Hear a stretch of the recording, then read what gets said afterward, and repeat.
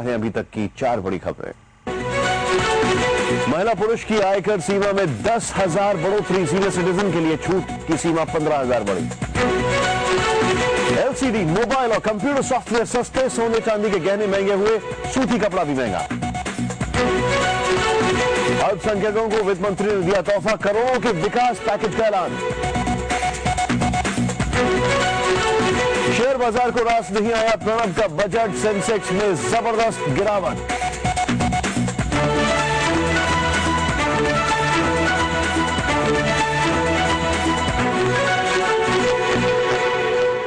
अगर आप LCD TV लेने वाले हैं तो खुशखबरी है आपके लिए। प्रणब मुखर्जी ने इसके दाम में कमी का ऐलान किया है, साथ ही आप मोबाइल भी आपको सस्ता मिलेगा। प्रणब मुखर्जी ने जीवन रक्षक दवाइयों से भी कस्टम ड्यूटी घटाने का ऐलान किया है, लेकिन अब सोना और चांदी महंगा हो जाएगा। The electronic hardware industry has a strong potential for creating employment, especially in the SME sector.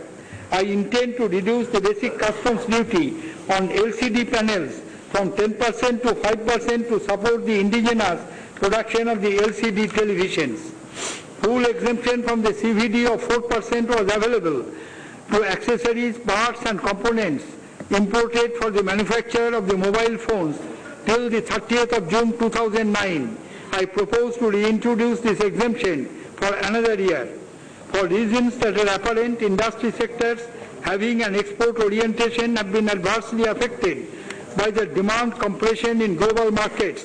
Presently, exporters of leather products, textile garments, footwear, as well as sports goods are permitted to import raw materials, consumables, etc. up to 3% of the FOB value of their exports free of duty. I propose to add a few more items to this list. Full exemption from basic customs duty is being provided to rough coils for encouraging value addition and export. On influenza vaccine and 9 specified life-saving drugs used for the treatment of the breast cancer, hepatitis B, rheumatic arthritis, etc., and on bulk drugs used for manufacture of such drugs, I propose to reduce the customs duty from 10% to 5%. They will also be totally exempt from the excise and countervailing duty. Customs duty will also be reduced from 7.5% to 5% on 2 specified life-saving devices used in treatment of heart conditions. Some of the other items on which I propose to retain the rate of 4% are paper, paperboard and their articles. Items of mass consumption such as pressure cookers, cheaper electric bulbs, low-priced footwear, water filters, purifiers, CFL, etc. Biodiesel obtained from the vegetable oils and used for blending with the petrol diesel is currently exempt from excise duty. I now propose to fully exempt petrol diesel blended with biodiesel from excise duty. In order to encourage the use of this environment-friendly fuel and augment the availability in the country, I also propose to reduce the basic customs duty on biodiesel from 7.5% to 2.5% at par with the petrol diesel. Claim the value attributable to the transfer of the right to use package software from excise duty and CVD. Petrol-driven trucks provide a useful means of transport within the cities and across short distances. These are chargeable to excise duty of 20%. I propose to reduce excise duty on these trucks to 8% to equate the duty with similar vehicles run on diesel. I fear that my proposal relating to gold and silver on the custom side would somehow dent my popularity with the women. I propose to salvage this by fully exempting branded jewelry from excise duty. Branded jewellery जो है उसको excise duty से exempt कर दिया गया है। मेरी popularity जो है वो डेंट न करे महिलाओं में, ये कहना था वित्त मंत्री का। प्रधानमंत्री मनमोहन सिंह ने वित्त मंत्री प्रणब मुखर्जी द्वारा पेश किए गए आम बजट की जमकर तारीफ की। उन्होंने कहा कि जिस दौर में पूरी दुनिया मंदी के दौर से गुजर रही है, ऐसे में ये बजट काबिल तारीफ है। Finance minister has done a commendable job in reconciling the short-term requirements of our economy to provide a stimulus to the growth process and simultaneously to ensure that we recapture the rhythm of the accelerated growth process despite the recessionary tendencies in the world economy. विदेश मंत्री SN. Krishna ने भी प्रणब मुखर्जी के budget को काफी अच्छा और देश के हित में बताया। The most difficult circumstances that we are facing, there is a global recession, and India cannot escape itself from the impact of the global realities, and more particularly the global economic realities. The finance minister has done an excellent job in trying to meet substantially the aspirations and the promises that the Congress party has made in the last elections.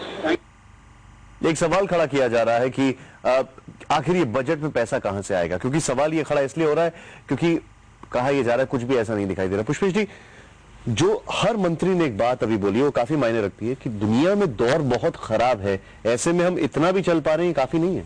नहीं, अपने आप को समझाने के लिए बात काफी है, मगर सवाल ये नहीं कि दुनिया में क्या हो रहा है और हम क्या हो रहे हैं।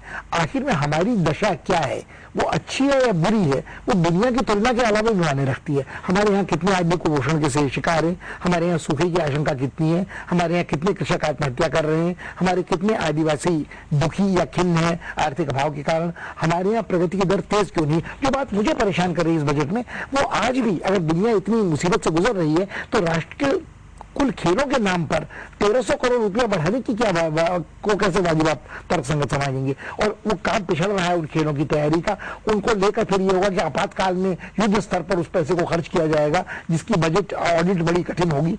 4-5 निस्वार्थ उसका उपभोग कर रहे होंगे। अगर दुनिया की हालत इतनी खस्ता है तो फिर इस तरह के खर्चीले खेलों के लिए फिजूल खर्ची का पैसा हमारे पास कहां से? जाहिर सी बात है, इतने खर्चीले खेलों के लिए कहां से हमारे पास पैसा आया।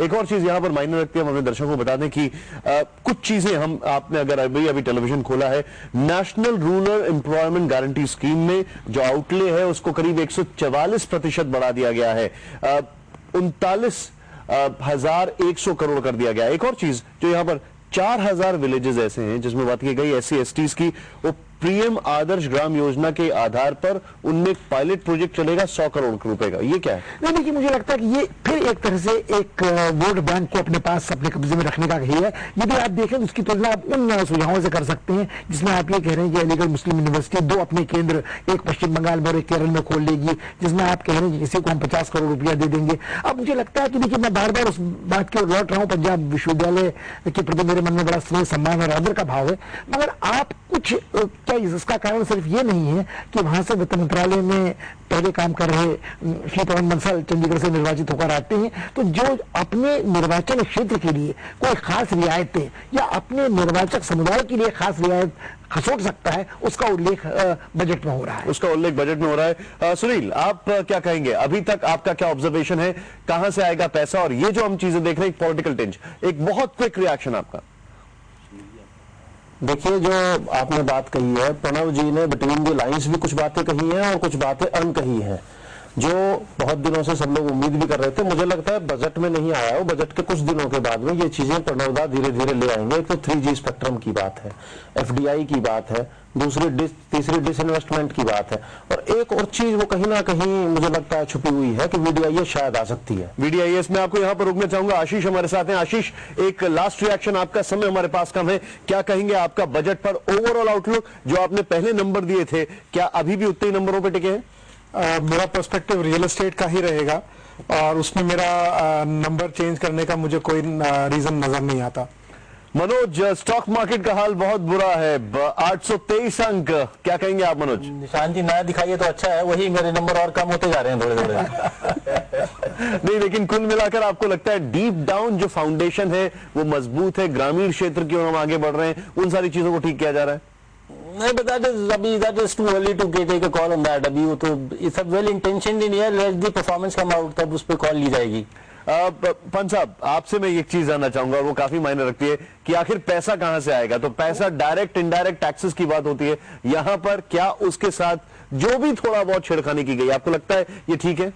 मुझे लगता है जो छेड़खानी की गई इससे बहुत ज्यादा रेवेन्यू रिसीट तो नहीं बढ़ देंगी, और जो डिस्कशन में पार्लियामेंट में होगा बिल के बाद, इसके बजट के बाद, उससे कुछ राहत ही हर बार राहत की घोषणा करते हैं। तो जैसा अभी सुनील जी ने कहा, अब पैसा इतना लंबी लंबी योजनाओं को घोषित किया इन्होंने, इसके लिए पैसे की जरूरत पड़ेगी, तो कोई बाद में तरीके निकालेंगे। क्योंकि 4 दिन पहले जैसे पुष्पेश जी कह रहे थे पेट्रोल डीजल के दाम बढ़ गए, अब तो बजट साल भर में एक बार इवेंट होता था, अब तो हमारे एक मेजर बजट होता है, बाकी माइनर भी बजट होते रहते हैं, कुछ एक हफ्ते पहले 10 दिन बाद, तो ऐसे कुछ मेजर्स बाद में लिए जाएंगे। डिसइन्वेस्टमेंट है, कोई और चीज है, पैसा कहीं ना कहीं से तो आएगा, तभी खर्च किया जाएगा। जाहिर सी बात है कहीं ना कहीं से आएगा। यानी कि एक चीज और सामने आ रही है, और जो मेरे सामने अभी आ रहा है वो वाकई में बहुत अच्छी खबर नहीं है। सेंसेक्स 828 पॉइंट नीचे है। मनोज बहुत दुखी होंगे यहाँ पर जो हमारे साथ बैठे हुए हैं। निफ्टी की अगर बात की जाए तो 239 पॉइंट निफ्टी का भी हाल नीचे हो गया है।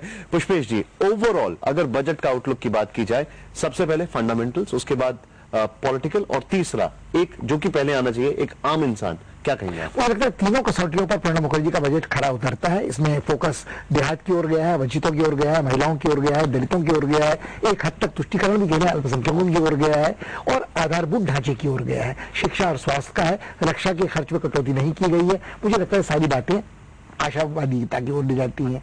मगर जो मेरी चिंता का विषय वो ये कि हर बजट में जब धनराशि आवंटित होती है तो क्या साल के आखिर में 31 मार्च को अगले साल कोई ये हिसाब लगाता है कि उस आवंटित राशि का लाभ लागत की दृष्टि से कितना उपयोग हुआ, कितनी राशि वंचित पड़ी रही। वाकई में ये बात काफी मायने रखती है कि इसका डेबिट क्रेडिट कौन करता है। लेकिन हाँ, अगर आपने आज सुबह 10 बजे स्टॉक मार्केट में 1000 रुपए भी लगाए होंगे तो भी आपको बहुत दुखी होना पड़ा होगा। मार्केट का हाल बहुत खराब है। हम सारे पैनलिस्ट को अपना शुक्रिया अदा कहना चाहेंगे। मनोज पंत साहब आपका, आशीष, सुनील आप सबका, और पुष्पेश जी बहुत बहुत शुक्रिया, आप स्टूडियो में हमारे लिए समय निकाला। हमारी इस खास पेशकश फिलहाल इतना ही, लेकिन मिल गए हैं यति के निशान। कहां मिले हैं यति के सबूत, आपको बताएंगे एक ब्रेक के बाद।